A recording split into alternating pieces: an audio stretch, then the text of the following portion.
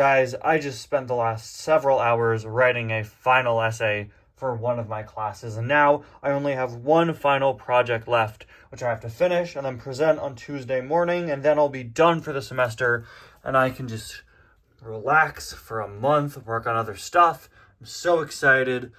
And wait a second. Where did the piston cup on top of the tree go? I don't remember taking it off.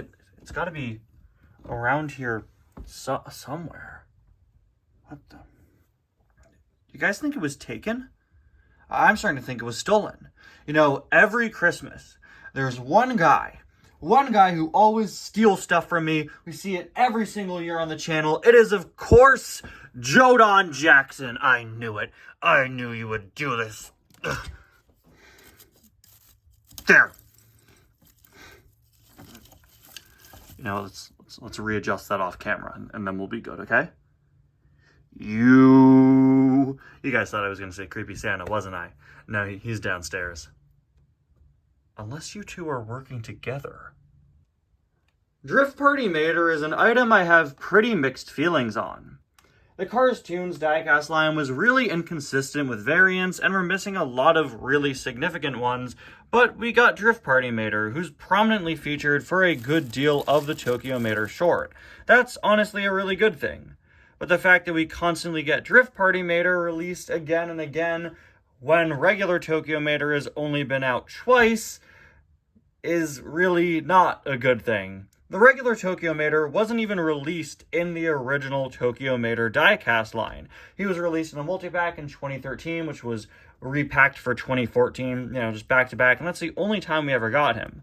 But we've gotten Drift Party Mater several times. In 2010, I want to say he came back in 2014, and then he came back again for the 2023 return of Tokyo Mater cars. And while it was really nice to see him, and I was really glad and really excited to finally add him to my collection since I didn't have him before last year when I got him in that 2-pack he was in with McQueen, unfortunately, Drift Party Mater, despite being a pretty cool release, can't really escape the shadow of regular Tokyo Mater, as pretty much every time he's announced to be coming back, people are going to complain and say they wish it were regular Tokyo Mater. But I want to look past that. I want to look past the stigma that we'd rather have Tokyo Mater. I know a lot of us would rather have Tokyo Mater, but Drift Party Mater is a pretty unique item on his own, and hopefully this review can prove that.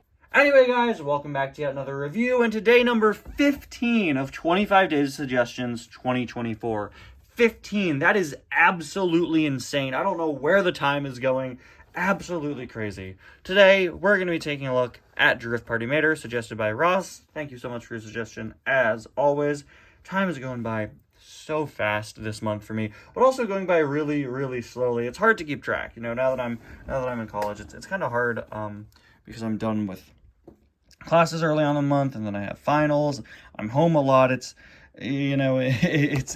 kind of a strange feeling. I've already been out of class for the last several weeks, but I'm working on finals, and now I'm finally going to be done with finals in a few days. It does kind of throw off your sense of time, but I'm really trying to enjoy every moment this month. I really do love the Christmas season. Of course, wow, the door didn't even open all the way. We have the snowplow today. This was exactly what I speculated. Haven't seen this accessory since, I want to say 2021, right, when it was introduced, maybe 2022. It's a really neat plastic piece that attaches onto the front of mini racers, connecting into the little hole that's drilled into all their wheels for the axle to poke through. A really clever way to make this accessory work with the way these cars are designed, and it works pretty well. It goes up and down like that when they drive. Actually, I'm not sure if it's supposed to go on that way. I think it may actually go this way, so that this part is touching the ground. What does it show on the box? Oh, okay, the way we had it was actually correct. But yeah, really fun accessory. It does kind of roll with the cars, which is why they usually don't put accessories on the wheels, but I would really love to see them do more accessories like this, maybe even for the 155 scale line. This is going to fit on most mini racers, but let me know in the comments if there are any super weird mini racers you want to see me test the snowplow out on and see if it fits on them. That could be a fun opening sketch for a future episode. Anyway, moving on to Drift Party Mater. He is, of course, in its simplest form, a Tokyo Mater that's missing a lot of the modifications. This is what he looks like at the end of the race when most of his modifications have been stripped away. So, of course, the classic Mater rusty engine is sticking out. We have this very kind Mater expression, similar to ones that we see on quite a few Mater diecasts, but completely unique to this. He also has the really nice blue color scheme of Tokyo Mater. Of course, this is his Thailand variant, first released last year. That's how I finally got this Mater in my collection. His super cool big silver wheels, really like the design there. One of the few parts of the Tokyo Mater design that stay on this Mater. The other part being, of course, the paint job. We have some Japanese characters down there. Not sure what they read. If I remember correctly, I don't know where I heard this, but I think I heard at one point that the Japanese characters on Mater's side actually translate to the word tomato. If anybody in my audience knows where that came from, or if anybody in my audience reads Japanese writing, please let me know. I really need to know if that's true, because if that's the case, that is absolutely hilarious. Something I really love about Mater is that he has these little stickers in his windows, one with the Japanese flag there, as well as a few Piston Cup sponsors, as you can see, Nitrowade, Vitaline, and RPM. It's going to be the same on the other side, right? Yeah, exact same stickers there, but I love that little piece of world building.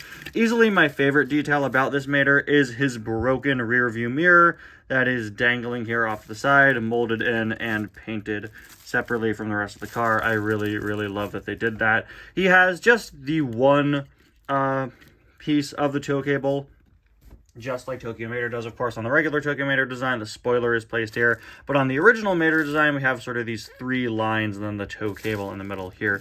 It's just one line. Tow cable is pretty low to the ground, which makes sense because, again, there is usually a spoiler there. This is a very rare occasion of a Mater where the back window is present, something we don't see often. And another thing we don't see often is a Mater with a completely blank back. I never realized that. There's nothing going on there. Guess he doesn't have his license plate when he's modified to race. There is a look at the other side, and finally there is a look at the base. A pretty simple diecast, and like I said at the start of the review, one that's often overshadowed by the much cooler, much rarer regular Tokyo Mater, and I get why it is. It's one of the most iconic Mater paint jobs of all time, but I don't think we should discredit a Drift Party Mater just because he gets released instead of Tokyo Mater sometimes. I almost called him Disc Party Mater. That'd be a very different Mater. Where's my Cars Tune Mater the DJ? Come on, guys. Anyway, guys, thank you all so much for watching. I'll see you guys next time. Bye now.